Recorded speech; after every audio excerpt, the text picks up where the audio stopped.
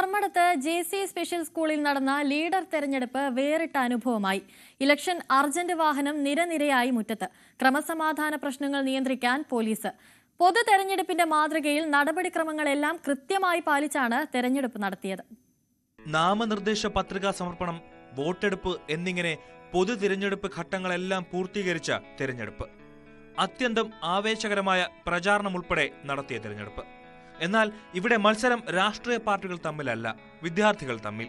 Dharmadam JC special സ്കൂളിലായിരുന്നു ഇത്തരമൊരു വേറിട്ട തിരഞ്ഞെടുപ്പ് നടന്നത്.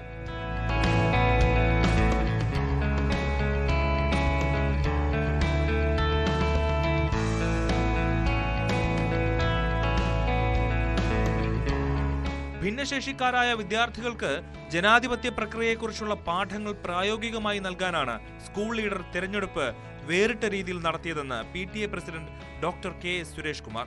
കുട്ടികൾക്ക് അവരുടെ ജനാധിപത്യ ബോധം വളർത്താനും അവർക്കൊരു സ്കൂൾ ലീഡറെ തിരഞ്ഞെടുക്കാനുമുള്ള ഒരു സംവിധാനം എന്ന നിലയിലാണ് ഈ സ്കൂളിൽ ഇലക്ഷൻ നടക്കുന്നത്. സ്കൂൾ ലീഡർ സ്ഥാനത്തേക്ക് നുസ്രത്ത് ജഹാൻ മാങ്ങ ചിഹ്നത്തിലും, AT സജീർ പൂമ്പാറ്റ ചിഹ്നത്തിലും, ചിജേഷ് റോസാപ്പൂ ചിഹ്നത്തിലുമാണ് മത്സരിച്ചത്. കുട്ടികളിൽ സ്വയം വോട്ട് ചെയ്യാനുള്ള ആത്മവിശ്വാസം വളർത്താനായാണ് ഇത്തരമൊരു വോട്ടെടുപ്പ് നടത്തിയതെന്ന് JC society president doctor MC Mohan പറഞ്ഞു. ഓരോ ഭാരതീയന്റെയും മൗലിക അവകാശമാണ് ഒരു തെരഞ്ഞെടുപ്പിൽ വോട്ട് രേഖപ്പെടുത്താനുള്ളത്. നമ്മുടെ സ്കൂളിലെ ഈ വിദ്യാലയത്തിലെ ഡിഫറൻ്റ് ഏബിൾഡ് ആയിട്ടുള്ള കുട്ടികളാണ് ഈ സ്കൂളിൽ ഏതാണ്ട് 140 ആൾ. അവർക്കും ഈ ഒരു അവകാശം ഉണ്ടെന്ന് അവർക്കും ബോധ്യപ്പെടുത്താൻ വേണ്ടിയിട്ടുള്ള ഒരു അവബോധത്തിന് വേണ്ടിയിട്ടാണ് ഇന്ന് ഇങ്ങനെ ഇവിടെ ഒരു തെരഞ്ഞെടുപ്പ് നടത്തിയിട്ടുള്ളത്. 3 സ്ഥാനാർത്ഥികളുണ്ട്.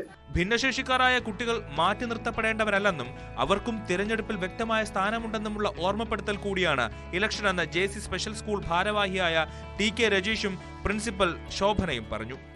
പലപ്പോഴും നമ്മുടെ കുട്ടികളുടെ പാഠ്യപദ്ധതി എന്ന് പറയുന്നത് തന്നെ അനുഭവാധിഷ്ഠിതമായിരിക്കണം, പ്രവർത്തനാധിഷ്ഠിതമായിരിക്കണം എന്നൊക്കെ പറയുന്നുണ്ട്.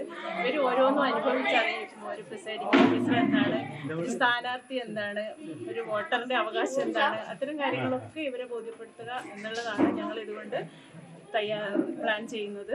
പ്രിൻസിപ്പൽ, വകുപ്പ് മേധാവികൾ, PTA കമ്മിറ്റി അംഗങ്ങൾ തുടങ്ങിയവർ തിരഞ്ഞെടുപ്പ് പ്രക്രിയകൾക്ക് നേതൃത്വം നൽകി. സ്കൂളിലെ മുഴുവൻ കുട്ടികളും അധ്യാപകരും ജീവനക്കാരും ഉൾപ്പെടെ എല്ലാവരും സമ്മതിദാനാവകാശം ഉപയോഗിച്ചു. News 18 കണ്ണൂർ.